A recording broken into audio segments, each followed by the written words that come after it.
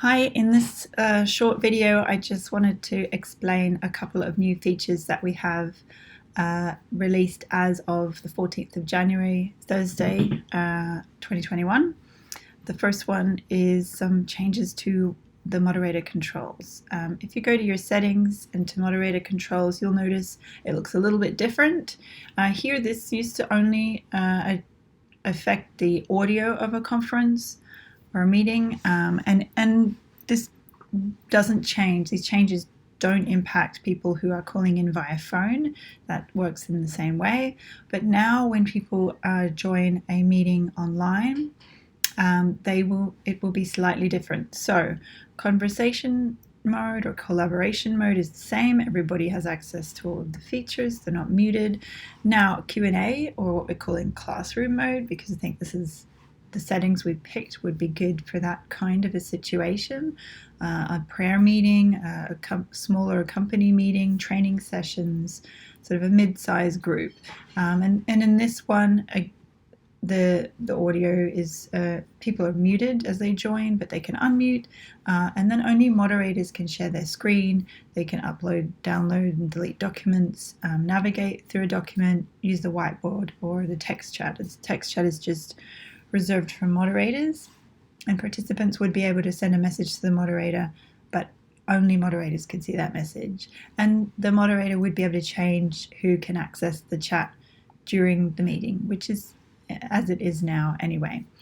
And then you've got presentation or webinar mode, which is really for larger meetings, and it's a really good experience for where you just want to do like a really big training session, or maybe a public assembly, like in a city council scenario, or perhaps a Sunday church service.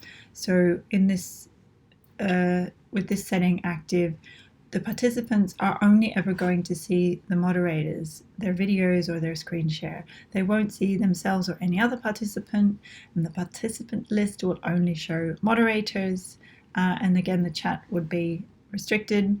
So, and they can't, the video will be deactivated, as well as their microphone, so they can't turn that on. They can't activate their video or screen share or be heard. So it's really great for a kind of a presentation scenario. And if you ever need to bring somebody in to allow them to access, just make them a moderator, and people can also be unmuted. So let's say you had a Q&A session, and then you have some people that raise their hand at the end, and they can be heard. They don't have to worry about their video being displayed, and they can ask the question, and then you can lower their hand and mute them again. These settings, the other great feature is that they can be adjusted when you schedule a meeting, so on a per call basis. You'll notice there's a new button here where you can set, so let's say my meetings are usually small and it's in conversation mode, and then I have like a training seminar, and I'll set up this one just in this the Q&A mode. The other addition here to these modes is we've added the option for people to be made moderator when you schedule. So I can here add Cara, and I can make her moderator, or Bernardo here. But anyone that doesn't have an account, you'll see I can't make them a moderator. So at the moment, they have to have an account on your platform to have the option to make them a moderator. We will add later the ability to have not people without an account to be moderators, but right now you need an account. And it's just great if maybe you want to set it all up in advance, and because right now you have to make someone a moderator when they join. Now you can do it in advance, and let's hit next, and you'll see in the summary that I have my conference mode here, and you can see there'll be a star next to anyone who is a moderator. Now, before I go ahead and talk a little more about what the experience is for those moderator controls, I want to talk about our other feature that we've released. Well, I'll schedule this, and it's under the security settings. So when you choose to use a one-time access code, so a unique code that's only for the scheduled meeting, you'll have now an additional option. So you can just have the one-time code just like that. This was already existing. You can have a shared code on top of that to add another layer. So in case someone does find the code, get the meeting link, they still need the shared passcode so they can't access. The third option here is a unique passcode.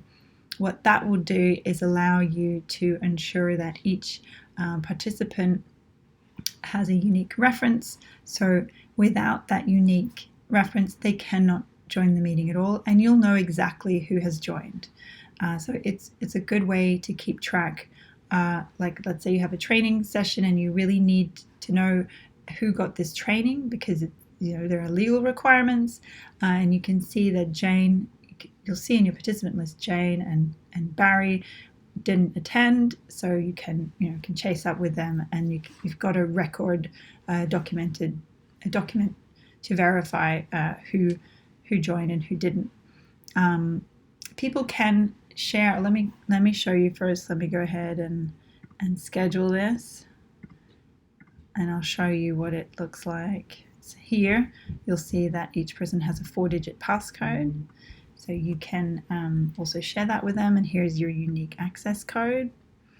And then you'll see here in the invite there's an additional section on the end of the link that's for the unique passcode.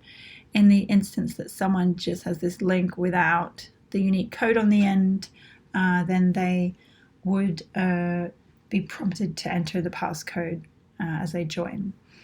This can be shared, so you can have multiple people using the same link, and it will show, let's say I'm logged in and I join the meeting and then I share my link.